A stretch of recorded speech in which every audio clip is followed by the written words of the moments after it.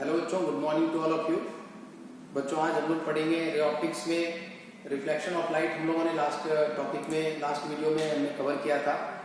So reflection of light को एक बार पहले रिकॉल कर लेते हैं, रिफ्लेक्शन ऑफ लाइट, और उसके बाद फिर हम लोग इमेज फॉर्मेशन वगैरह के कॉन्सेप्ट्स को भी लर्न करेंगे। बच्चों आप लोगों को मैंने कई बार बताया क्लासेस में कि रिफ्लेक्शन ऑफ लाइट को समझना बहुत आसान है। कैसे समझ सकते हैं इसको? तो कोई भी एक सरफेस बनाया और इसके बैक साइड को पॉलिश कर दिया ताकि लाइट जो है पास ना हो सके, इस तरफ से आकर के दूसरे मीडियम में ना जा सके। और इस सरफेस पर बच्चों यहाँ पर एक नॉर्मल ड्रॉ कर देंगे। Will draw a normal, this is called normal. और नॉर्मल का डेफिनेशन क्या है बच्चों? यह रिफ्लेक्टिंग सरफेस है और इस पर यह परपेंडिकुलर है। This is reflecting surface, this is reflecting surface. या नॉर्मल जिस पॉइंट पर ड्रॉ किया गया है, this is the point at which the normal has been drawn, ये इसके साथ 90 डिग्री के एंगल पर है। सो अगर कोई लाइट रे नॉर्मली, अगर कोई भी लाइट रे इस तरह से मीडियम में ट्रैवल करके इस पॉइंट पर आकर के इंसिडेंट होता है, सपोज ये नॉर्मल के साथ आई एंगल बनाता है, this is called angle of incident. This I is called angle of incident. This is called angle of incident. And this point is called point of incident. This is called point of incident. Point of incident. और यहाँ से ये light रे बच्चों इस तरह से वापस लौट जाता है, सेम मीडियम में वापस लौट जाता है। So this is called incident ray. This is called incident ray. And this is called reflected ray. This is called reflected ray. अच्छा, यह अगर नॉर्मल के साथ, रिफ्लेक्टेड रे अगर नॉर्मल के साथ आर एंगल बनाता है बच्चों, then this angle R is called angle of reflection. This is called angle of reflection. So इस डायग्राम को समझने के बाद बच्चों हमें law of reflection of light को यहाँ पर नोट करना है।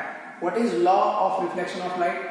Law of reflection of light कहता है बच्चों, फर्स्ट लॉ कहता है, यह फर्स्ट स्टेटमेंट यहाँ पर हम लोग लिख सकते हैं, स्टेटमेंट वन। स्टेटमेंट वन क्या कह रहा है? The incident ray, the reflected ray and the normal at the point of incident, all the three lie in the same plane. The incident ray, the incident ray, the reflected ray, the incident ray, the reflected ray, and the normal at the point of incident, at the point of incident, all the three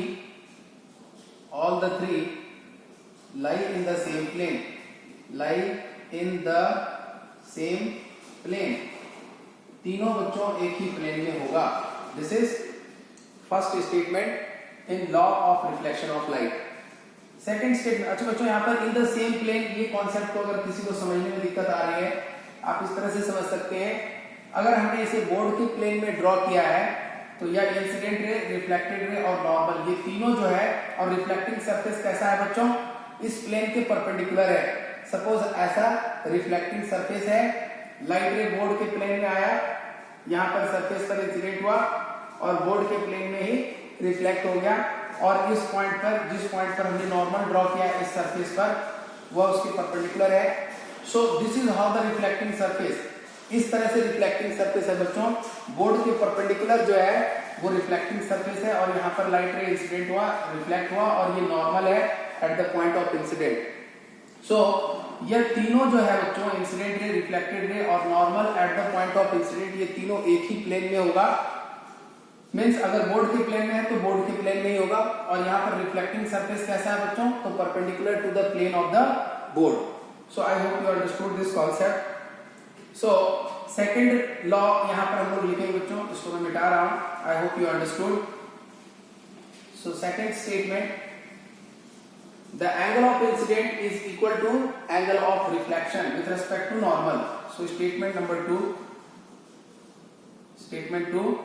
the angle of incident is equal to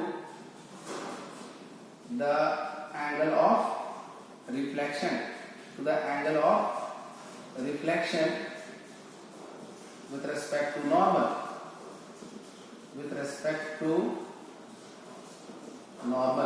यहाँ पर बच्चों जितना incident ray angle बनाएगा normal के साथ, उतना ही reflected ray normal के साथ एंगल बनाएगा। और हम यहां से लिख सकते हैं that is angle I is equal to angle R। So अगर आपको एग्जाम में क्वेश्चन पूछा जाए कि what is law of reflection of light, तो बच्चों आपको सबसे पहले इस डायग्राम को ड्रॉ करना है, और डायग्राम को ड्रॉ करने के बाद जिस तरह से मैंने सारी चीजों को नोट किया यहाँ पर वैसे ही लिखना है, और उसके बाद 2 स्टेटमेंट लिख देना है, that is final. This is law of reflection of light. बच्चों अब हम लोग यहाँ से आगे पढ़ेंगे concept of spherical mirror. So let us start with that concept of spherical mirror. So this concept is very easy. अगर आप यहाँ पर चीजों को सीक्वेंस में लर्न करेंगे तो आपको आसान लगेगा चीजों को समझना, और अगर आप रैंडमली पढ़ेंगे बच्चों तो definitely there will be problem, and I hope कि जो मैंने आपको बताया आपको समझ में आया यहाँ पर। So now we are going to discuss spherical mirror. So spherical mirror बच्चों, स्फेरिकल मिरर के बारे में हम लोग अगर बात करें, so what is spherical mirror. So यहाँ पर एक पहले हॉलो स्फीयर हमने बना लिया। This is a hollow sphere, और ये ग्लास का बना हुआ है। This is a hollow sphere, और ये क्या मटेरियल का बना हुआ है बच्चों? This is made up of glass material. This is the centre of this sphere. बच्चों यहाँ से अगर हम कोई भी लाइन ड्रॉ करें, that will be the radius. So ये जो होगा बच्चों इस सरफेस पर परपेंडिकुलर होगा, इस पॉइंट पर क्या होगा? परपेंडिकुलर होगा। अगर यहां से इधर ड्रॉ करें तो भी परपेंडिकुलर होगा। हमने यहाँ पर क्या किया, इस पार्ट को, इस हॉलो स्फीयर के ये जो पार्ट है इसको हमने नेम कर दिया AB, और यहां से इसे कट कर लिया, and now we are representing like this. ये जो कर्वेचर है, ये जो आर्क है, इसे कट कर लिया। दिस इज AB, और इसको ये जो पॉइंट है जिसे हमने P से मार्क किया है, ये AB आर्क को 2 इक्वल पार्ट में डिवाइड कर रहा है। सो दिस इज पॉइंट P।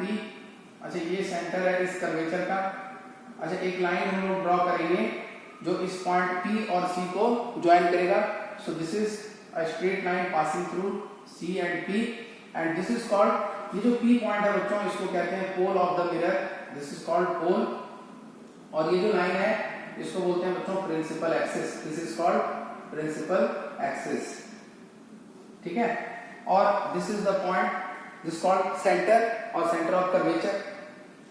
ये जो डिस्टेंस है बच्चों सेंटर से पोल तक का, this is called radius of curvature.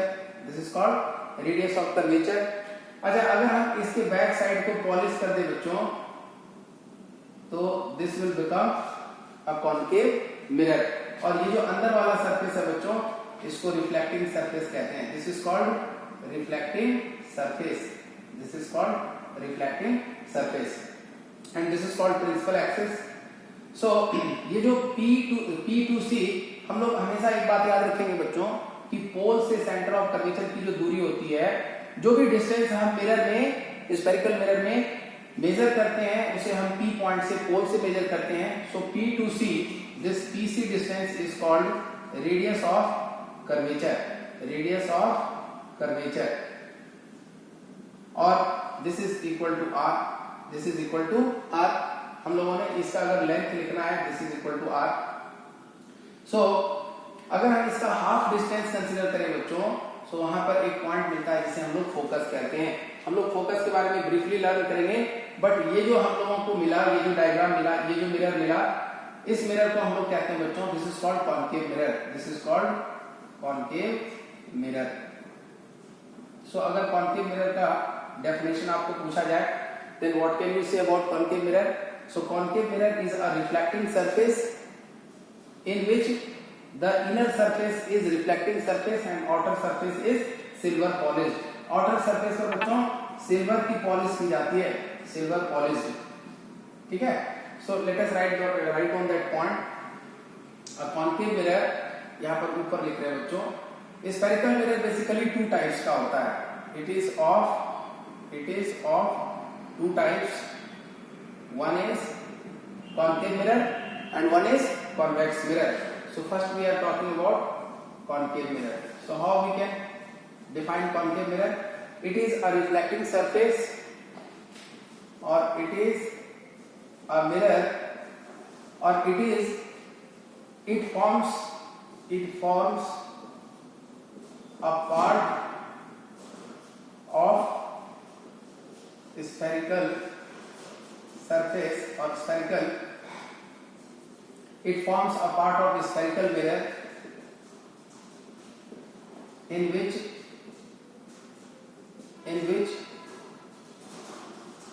inner surface act as reflecting surface. Inner surface act as reflecting surface. Inner surface acts as reflecting surface, and outer surface is silver polished.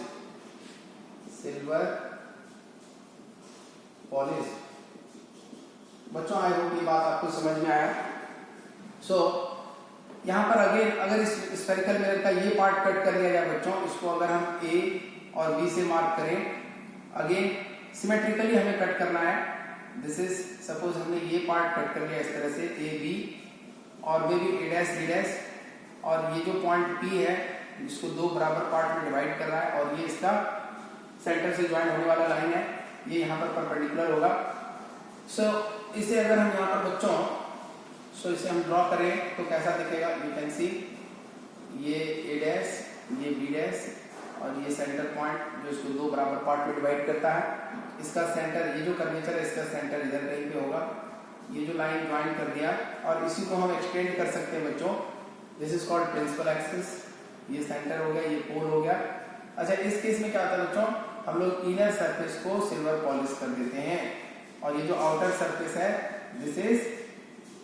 This act as reflecting surface. This act as reflecting surface. So this is called principal axis. This is called principal axis. This is called principal axis. So यहाँ पर light रे हम इधर से भेजेंगे, object को यहाँ पर रखेंगे, ठीक है, इधर कहीं भी रखेंगे इसके सामने में ऑब्जेक्ट को, और ये पोल से ये जो सेंटर की दूरी होगी, this is called radius of curvature, R radius of curvature,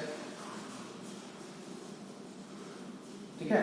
और ये जो मिरर हमें मिला बच्चों, this is also spherical mirror, और part of spherical mirror, this is known as convex mirror. This is known as convex mirror. So how we define convex mirror? It is or it forms a part of spherical mirror in which the inner surface is silver polished and outer surface is used as reflecting surface. So let us write on that point convex mirror. So convex mirror. How can we define? It forms a part of spherical mirror in which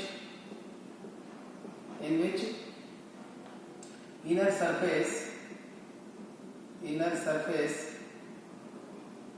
is silver polished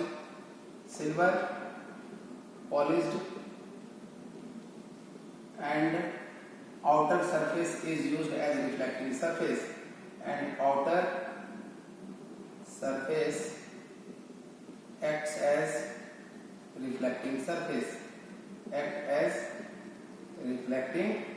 surface. So this is how we completed the concept of convex mirror. बच्चों अगले video में हम लोग बात करेंगे इसके focus के बारे में, कॉन्वेक्स मिरर के और कॉन्केव मिरर के फोकस के बारे में, और after that we will go for the rule of image formation and ray diagrams and all those, and we will discuss several types of problems based on this. Previous year questions में हम लोग करेंगे। सो आपको इस video में जो fundamentals मैंने learn कराया है, टीच किया है, इसको आप अच्छे से पहले वीडियो को वॉच करेंगे, अपनी कॉपी में उसको थॉरोली नोट करेंगे and then we will discuss further concept in next video. इस वीडियो में इतना है। थैंक यू बच्चों।